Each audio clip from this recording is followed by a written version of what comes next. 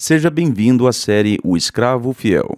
Nesta série eu vou explicar quem é o escravo fiel das palavras de Jesus em Mateus 24:45, começando por esse vídeo, e nos vídeos futuros eu vou explicar também as mudanças que a liderança das Testemunhas de Jeová teve em relação a este ensino desde o seu início. E por fim a mudança de 2013, que foi com certeza a maior de todas as mudanças que as Testemunhas de Jeová já fizeram em seus ensinos, que foi quando os então 8 membros do corpo governante das Testemunhas de Jeová passaram a se identificar como sendo a concretização das palavras de Jesus sobre o escravo fiel. E a partir de então eles passaram a ensinar que eles, aqueles homens, são o canal de comunicação de Deus para a igreja, ou para a congregação.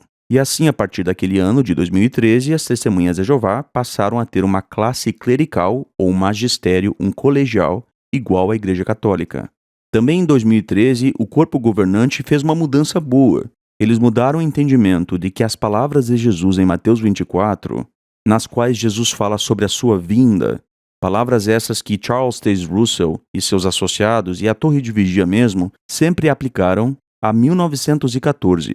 Então houve uma mudança boa em 2013, onde esse entendimento foi anulado. Hoje em dia as Testemunhas de Jeová não aplicam mais as referências da palavra vinda em relação à vinda de Jesus em Mateus 24 a 1914. Mas eles aplicam a grande tribulação, quando Jesus vier na grande tribulação. Então esta mudança específica de 2013 em relação às referências da palavra vinda, ou do verbo relacionado com a vinda de Cristo, foram mudanças corretas, mudanças muito boas. Só que esta mudança afeta frontalmente o ensino sobre o escravo fiel que o corpo governante ainda retém, mas este entendimento sobre o escravo fiel só existiu porque Russell ensinava que Jesus tinha voltado em 1914. Porque o amo da ilustração do escravo diz que quando ele voltar, só quando ele voltar, ele avaliará qual escravo foi fiel, e ele designará o escravo que foi fiel sobre todos os seus bens. Só que se o amo não voltou ainda, então ele não classificou a ninguém como fiel, pois o escravo das palavras de Jesus só é chamado de fiel após o amo da ilustração voltar. Se o amo representa Jesus, que é como a organização ensina, e Jesus ainda não voltou, porque o entendimento que Russell defendia foi anulado em 2013 pelo corpo governante, e essas palavras, conforme explica o corpo governante, só se aplicam na grande tribulação, então não existe nenhum escravo fiel ainda, porque quem classifica o escravo como fiel e o aprova como fiel e discreto é o amo da ilustração. Então fazia sentido que as Testemunhas de Jeová pensassem que existia um escravo fiel durante o tempo do fim, porque as Testemunhas de Jeová ensinavam, desde os tempos de Russell, que Jesus tinha voltado em 1914. Então era coerente também ensinar aquilo que Russell ensinava, que o corpo de cristãos na Terra seria esse escravo fiel, pois Jesus, segundo se entendia desde Russell, já tinha voltado e já tinha aprovado esse corpo de cristãos na Terra, que era como as Testemunhas de Jeová entendiam o escravo fiel, que era uma representação profética de todo o corpo de cristãos na Terra. Então tudo isso fazia muito sentido, apesar de hoje ter sido anulado. O problema é que, desde 2013, o corpo governante não ensina mais que Jesus voltou para designar o escravo em 1914, porque o corpo governante não aplica mais a palavra vinda ou o verbo relacionado com a vinda de Cristo em Mateus 24:45 a 1914. Eles aplicam esta vinda, este vir, à vinda de Jesus na grande tribulação. Só que tem um problema, conforme eu já falei. Se Jesus só vem na grande tribulação para aprovar o escravo, então o escravo ainda não está aprovado. E se o escravo ainda não está aprovado, não existe nenhum escravo classificado como fiel. Portanto, não existe nenhum escravo fiel ainda, porque Jesus não voltou e não aprovou a nenhum escravo como fiel. Portanto, só essa análise aqui já prova que o corpo governante não pode ser o escravo fiel, porque não existe escravo fiel ainda, porque Jesus ainda não voltou. Na melhor das hipóteses, o corpo governante poderia dizer que está tentando agir como o escravo fiel da ilustração e que está se esforçando para ser fiel. Mas os membros do corpo governante não podem dizer que eles são, em conjunto, este escravo fiel, porque é só Jesus quem vai fazer isso quando Jesus voltar. Portanto, não faz nenhum sentido a gente dizer que existe hoje um escravo fiel e prudente, ou escravo fiel e discreto. Não faz sentido nenhum, a menos que a gente diga que Jesus já voltou. Só que o corpo governante não ensina isso.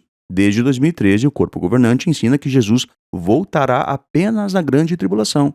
Curiosamente, entretanto, o próprio corpo governante já se auto-intitula como sendo fiel. Então eu fiz essa introdução aqui para que você entenda que tem um problema sério com este entendimento. Antes de 2013, o entendimento estava errado, mas de 2013 em diante, então passou a ser heresia, porque o erro de 2013 não tem perdão. O corpo governante se auto-intitular como sendo o próprio escravo fiel e discreto é heresia, irmãos. Isso foi contra tudo que a Torre de Vigia defendeu desde o tempo de Russell. Até o ano de 2009, o próprio corpo governante repudiava essa ideia. E o corpo governante ensinava que este era o ensino da cristandade apóstata. Só que em 2013 eles mesmos assumiram este ensino. E os irmãos aceitaram. Tanto o entendimento de antes de 2013, onde o escravo fiel era visto como uma representação profética de todo o corpo de cristãos na terra, corpo esse que as testemunhas de Jeová entendem como sendo os remanescentes dos 144 mil, quanto o entendimento de 2013, onde o corpo governante chutou do grupo de escravo fiel todos os demais ungidos e passou a dizer que não, só nós 8 aqui somos o escravo fiel, vocês não são mais. O corpo governante fez isso em 2013. Ambos esses entendimentos estão errados, e eu vou mostrar neste vídeo por quê. Mas eu não culpo a Sociedade Torre de Vigia pelo erro que o Russell cometeu. Por quê? Porque a forma como ele via os escritos sagrados fazia sentido. Agora, o que aconteceu em 2013 é imperdoável, porque não tem base nenhuma a dizer que o escravo fiel é 8 homens que escrevem publicações bíblicas e que enviam cartas todas as semanas às congregações, onde até os pelos que os irmãos podem ter são determinados. Definitivamente, em Mateus 24, Jesus não tratava do sistema congregacional. Se você for ler Mateus 24, você vai ver que Jesus não trata, em parte alguma do contexto, sobre o sistema congregacional. E agora a gente vai entrar em Mateus 24 e vai tentar entender as ilustrações que Jesus faz. Eu vou ler todos os textos aqui na tradução do Novo Mundo de 1986. Então, em Mateus 24, do versículo 1 até o 36, até o 35, na verdade, Jesus tem uma grande profecia. Do 36 em diante, Jesus começa a falar de alertas. Ou seja, ele começa a dar instruções sobre qual deve ser o comportamento, qual deve ser a mentalidade do cristão durante o tempo do fim. Mateus 24, 36 nos diz, abre aspas, acerca daquele dia e daquela hora, ninguém sabe, nem os anjos do céu, nem o Filho, mas unicamente o Pai. Fecha aspas. Então aqui no versículo 36 nós temos um ponto-chave. Que ponto-chave é esse? Aqui nós temos um ensino central desse capítulo e de todo esse contexto. Que ensino é esse? Ninguém sabe o dia e a hora. A época a gente pode saber, mas o dia e a hora a gente não pode saber. E tudo que Jesus vai ensinar de alerta a partir disso vai ser em relação a este texto aqui de Mateus 24, 36. Nós não sabemos o dia e a hora. Portanto, qual atitude cada um de nós deve ter? Então Jesus faz 4 ilustrações. A ilustração do ladrão, a ilustração do escravo fiel e prudente, a ilustração das 10 virgens e a ilustração dos talentos. 4 ilustrações distintas que têm, em essência, alertas em comum. Fazer com que os cristãos entendam Mateus 24, 36. Ninguém sabe o dia e a hora. Então, o que devemos fazer, visto que não podemos saber o dia e a hora, nós devemos nos mostrar prontos. E essas 4 ilustrações que eu vou analisar aqui têm por propósito fixar na mente do cristão o senso de prontidão e diligência. Mas antes de eu começar a explicar esse ponto, eu preciso que você entenda a diferença entre representação profética ou representação antitípica e personagem fictício. Sobre representação profética, leia comigo Ezequiel capítulo 9, versículo 2. Diz assim, abre aspas, e eis que vieram 6 homens da direção do portão superior, que dá para o norte, cada um com a sua arma maçadora na mão. E havia entre eles um homem vestido de linho, com um tinteiro de secretário sobre os quadris. E eles passaram a entrar e a ficar de pé junto do altar de cobre. Fecha aspas. Esta profecia de Ezequiel trata primeiramente da destruição de Jerusalém lá nos dias de Ezequiel. mas ela tem uma aplicação antitípica para nós durante a grande tribulação. Quem é este homem vestido de linho com um tinteiro de secretário? Ele é uma representação de Jesus Cristo. Então, este homem não nos lembra de Jesus Cristo. Ele não parece com Jesus Cristo. Ele é uma representação profética de Jesus Cristo durante a grande tribulação, quando Jesus marcará os sobreviventes para a grande tribulação. E a destruição de Jerusalém é um tipo profético para a destruição do sistema religioso da cristandade. Eu acredito que a Jerusalém apóstata dos dias de Ezequiel representa de fato a cristandade apóstata nos nossos dias finais. E este ensino foi defendido pelas Testemunhas de Jeová por muitas décadas e também foi anulado sem justa causa ou com falsos argumentos pelo corpo governante nas últimas décadas. Mas não é esse o assunto aqui. O ponto que eu quero que você entenda é que Jesus aqui é representado pelo homem vestido de linho com um tinteiro de secretário. Isto é uma representação profética. E a representação profética é diferente de uma ilustração com personagens fictícios, cujos atributos são transferíveis para nós. Em relação a personagens fictícios com atributos transferíveis, leia comigo Mateus capítulo 24, 43, que diz assim, abre aspas, mas sabei isto, que se o dono da casa tivesse sabido em que vigília viria o ladrão, teria ficado acordado e não teria permitido que a sua casa fosse arrombada. 44. Por esta razão, vós também mostrai-vos prontos. Perceba que este é o sentido da ilustração do ladrão. Jesus explica aqui. Por esta razão, vós também mostrai-vos prontos. Este é o sentido da ilustração. Porque o Filho do Homem vem numa hora em que não pensais. Fecha aspas. Quem é que o ladrão representa? O ladrão não representa ninguém, porque o ladrão é um personagem fictício com atributos transferíveis. Quem é que o dono da casa representa? Não representa ninguém, pois isso não é uma profecia, isso é um alerta. O dono da casa não representa os cristãos, em sentido profético. Antes, ele é um personagem fictício com atributos transferíveis. E ainda também, o que é que a casa representa? Será que ela representa as congregações? Não. A casa é um elemento da ilustração, ou seja, faz parte dessa ilustração para dar coesão à ilustração, para transformar a ilustração em algo vívido na mente do ouvinte. Pois essa era uma situação que os ouvintes de Jesus conheciam muito bem. Tudo isso tinha muito a ver com a cultura local. Mas a casa, do dono da casa aqui, não significa as congregações. Ela não tem um sentido profético. Ela é um elemento da ilustração. Agora, no versículo 45, Jesus faz a ilustração sobre o escravo fiel, que contém a mesma mensagem da ilustração do ladrão. Mas eu não vou abordar isso agora. Apenas atente para como a ilustração do ladrão termina. Jesus diz no versículo 44, por esta razão, vós também mostrai-vos prontos. Então, no final de cada ilustração que a gente vai ler aqui, você verá que Jesus explica o sentido, porque este é o sentido da ilustração que Jesus fez. Leia comigo Mateus 25, sobre a ilustração das 10 virgens. Abre aspas. O reino dos céus se tornará então semelhante a 10 virgens que tomaram as suas lâmpadas e saíram ao encontro do noivo. 5 delas foram tolas e 5 foram discretas.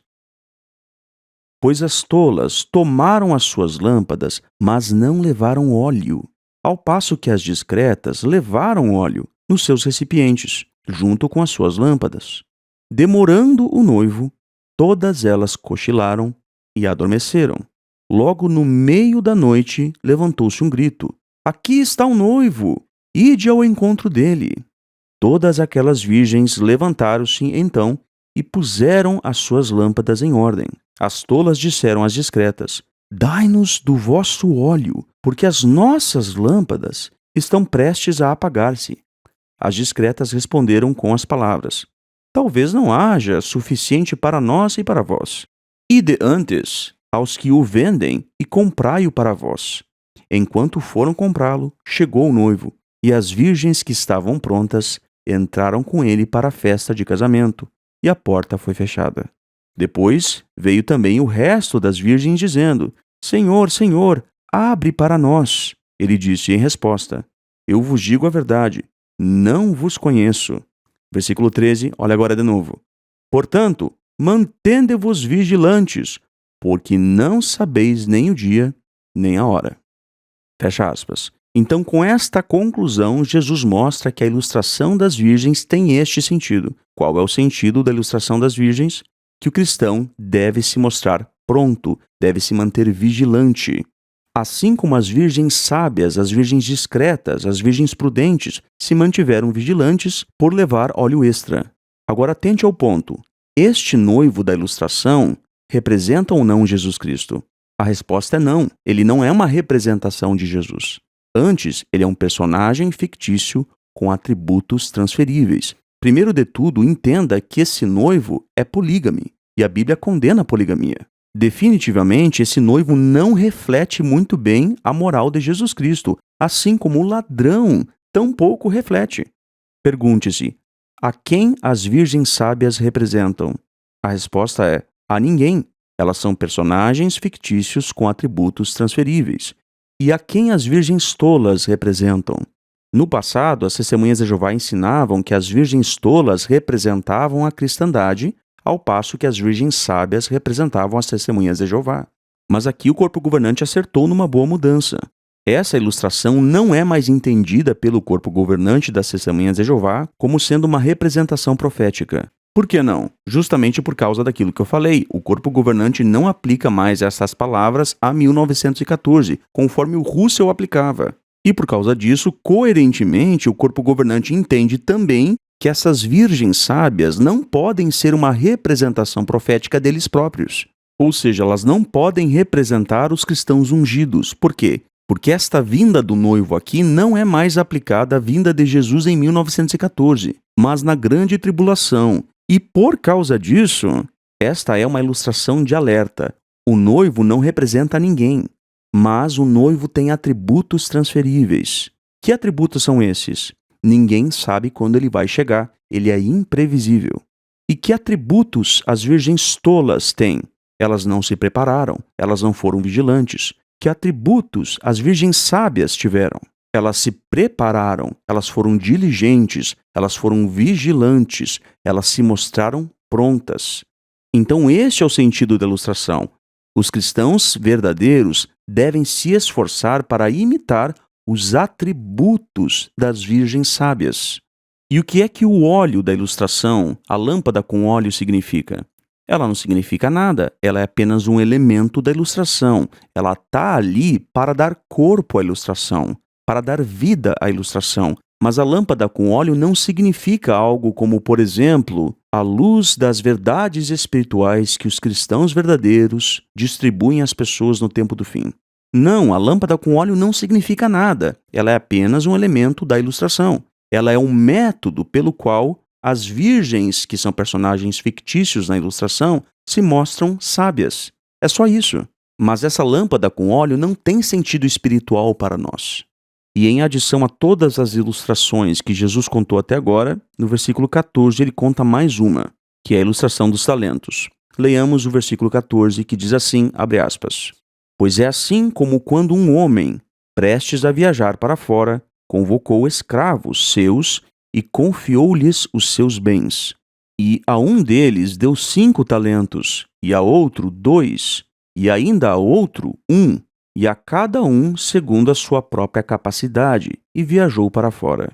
Aquele que recebera 5 talentos foi imediatamente e negociou com eles, e ganhou outros 5. Do mesmo modo, aquele que recebera 2 ganhou mais 2. Mas aquele que recebera apenas 1 foi e cavou no chão e escondeu o dinheiro de prata de seu amo. Versículo 19. Depois de muito tempo, voltou o amo daqueles escravos e ajustou contas com eles. Apresentou-se então o que recebera 5 talentos e trouxe 5 talentos adicionais, dizendo, amo, confiaste-me 5 talentos, eis que ganhei mais 5 talentos. Seu amo disse-lhe, muito bem, escravo bom e fiel. Foste fiel em poucas coisas, designar-te-ei sobre muitas coisas. Entra na alegria do teu amo. A seguir, apresentou-se aquele que recebera 2 talentos e disse, amo, confiaste-me 2 talentos, Eis que ganhei mais 2 talentos. Seu amo disse-lhe: Muito bem, escravo bom e fiel. Foste fiel em poucas coisas. Designar-te-ei sobre muitas coisas. Entra na alegria do teu amo. Por fim, apresentou-se aquele que recebera 1 talento e disse: Amo, eu sabia que és homem exigente, ceifando onde não semeaste e ajuntando onde não joeiraste. Por isso fiquei com medo e fui e escondi no chão o teu talento. Aqui tens o que é teu. Em resposta, seu amo disse-lhe: Escravo iníquo e indolente, sabias, não é verdade, que ceifo onde não semeei e ajunto onde não joerei? Pois bem, devias ter depositado meu dinheiro de prata junto aos banqueiros, e, na minha chegada, eu estaria recebendo o meu com juros. 28. Portanto, tirai-lhe o talento e dai-o àquele que tem 10 talentos, pois a todo aquele que tem, mais será dado, e ele terá abundância. Mas quanto àquele que não tem, até mesmo o que tem lhe será tirado. E lançai o escravo imprestável na escuridão lá fora. Ali é onde haverá o seu choro e o ranger de seus dentes. Fecha aspas. Pois bem, então aqui nós temos uma ilustração também de personagens fictícios com atributos transferíveis. A quem que o amo representa? Ele não representa ninguém. Esse amo da ilustração dos talentos é um personagem fictício, mas era muito comum esse tipo de vida, esse tipo de situação nos tempos de Jesus. O senhor de escravos muitas vezes tinha que sair para viajar para longe, para fazer negócios. E aí os seus escravos tinham que fazer tarefas. Mas o amo aqui não representa Jesus Cristo. Antes, ele tem atributos que Jesus também tem. É uma ilustração de personagens fictícios com atributos transferíveis. O amo promove o escravo bom e pune o escravo mau. Da mesma forma, Jesus recompensará os bons cristãos e punirá os maus cristãos. Mas o amo não representa Jesus e nem o escravo bom representa o bom cristão. Mas o escravo bom serve de exemplo para o bom cristão, a fim de que o bom cristão imite a diligência do escravo bom. O escravo bom tem um atributo, a diligência. O escravo imprestável tem um atributo ruim, que é a preguiça, é o medo. E o cristão deve olhar para esse exemplo, para essa ilustração, e imitar o escravo bom. Ou seja, imitar o atributo da diligência demonstrado na ilustração pelo personagem fictício. Isso é um alerta e não uma profecia. Nós não podemos dizer que esse amo de escravos, esse senhor aqui, é uma representação profética de Jesus Cristo ou é o próprio Jesus Cristo. Tampouco podemos dizer que o escravo bom e fiel é o cristão bom e fiel ou é o corpo de cristãos na terra. Muito menos diríamos que esse escravo bom e fiel é o corpo governante. Não faz sentido nenhum isso. Por isso que eu disse que o erro de 2013, onde o corpo governante se identifica como só eles, só os 8 membros do corpo governante se identificam como sendo esse escravo fiel, esse erro é imperdoável, porque não tem base nenhuma isso. Jesus aqui não está falando de um sistema clerical, de um magistério de ensino, de um colegial de interpretação da Bíblia. Não é disso que Jesus está falando.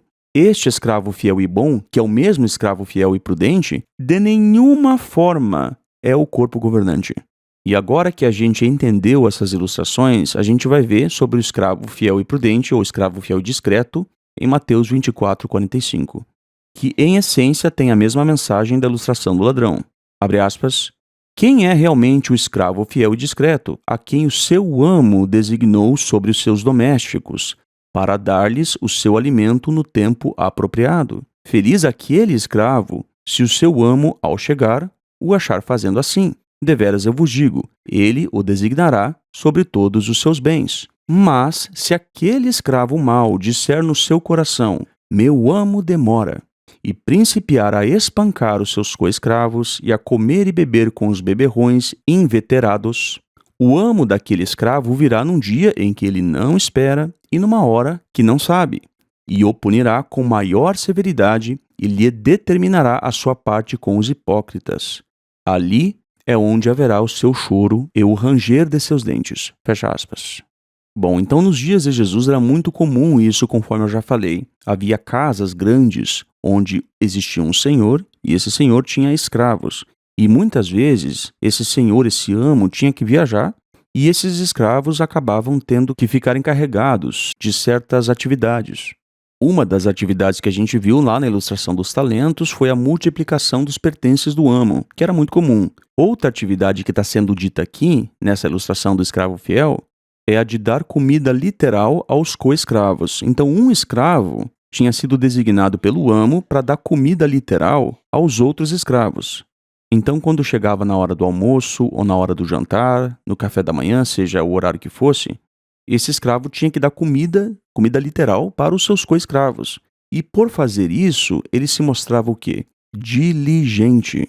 E então o amo volta. E no versículo 50 nós lemos: o amo daquele escravo virá num dia em que não espera e numa hora que não sabe. Olha que interessante.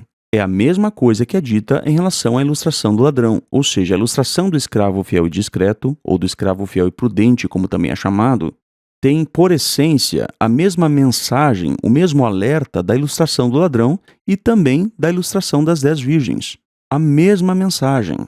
Então, quem é que o amo da ilustração do escravo fiel representa? Ele não representa ninguém. Ele é um personagem fictício com atributos transferíveis, assim como também o é o ladrão e o noivo polígame das 10 virgens.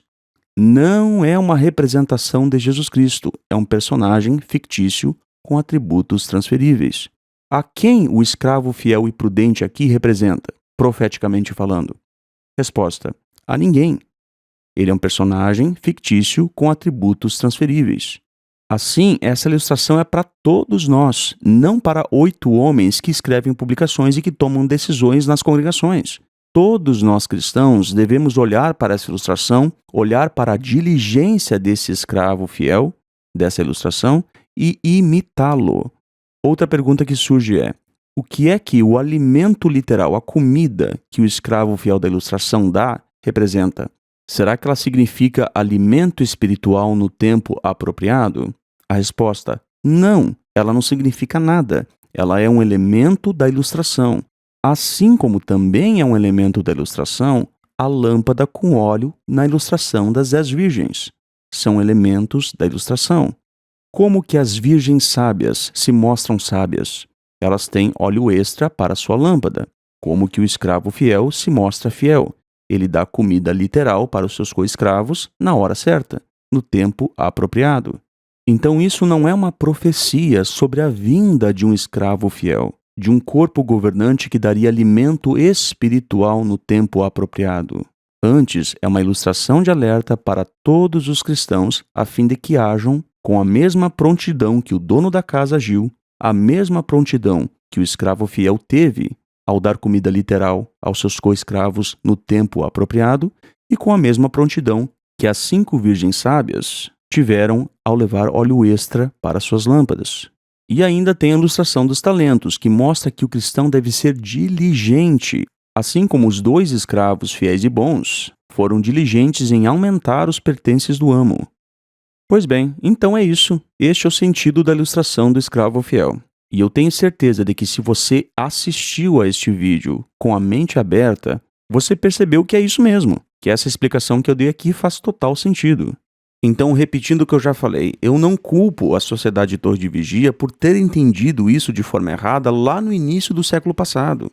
Porque os estudantes da Bíblia, em 1927, entenderam que esse escravo era uma representação profética, não apenas uma ilustração de alerta, porque eles viam paralelos proféticos em tudo. Eu não tenho nada contra essa visão de você ver representação profética nas coisas. Não tem nada de errado com isso. Agora, o que aconteceu em 2013 é imperdoável. Quando o corpo governante diz: não, vocês não são esse escravo fiel. Apenas nós 8 aqui somos esse escravo fiel. Isso significa que nós, os membros do corpo governante, somos o canal de comunicação de Jeová para você. Nós somos o meio pelo qual Jeová fala com você. Tudo que Jeová tem a dizer, ele diz por meio de nós. Isso é heresia, meu irmão. Isso é heresia. Porque aí eles estão se colocando como profetas, como um magistério, um colegial de interpretação da Bíblia para os demais. Ou seja, a Bíblia só pode ser lida e entendida por meio deles. E eles mesmos dizem isso. Isso está errado, isso é heresia. Deus usa quem Ele quiser. Deus não tem um canal de comunicação para os seus servos. Isso não existe. O único canal de comunicação que Deus usa é o Espírito Santo. Fim de papo. Tudo que for além disso, meu irmão, é heresia. Isso é pecado de desassociação.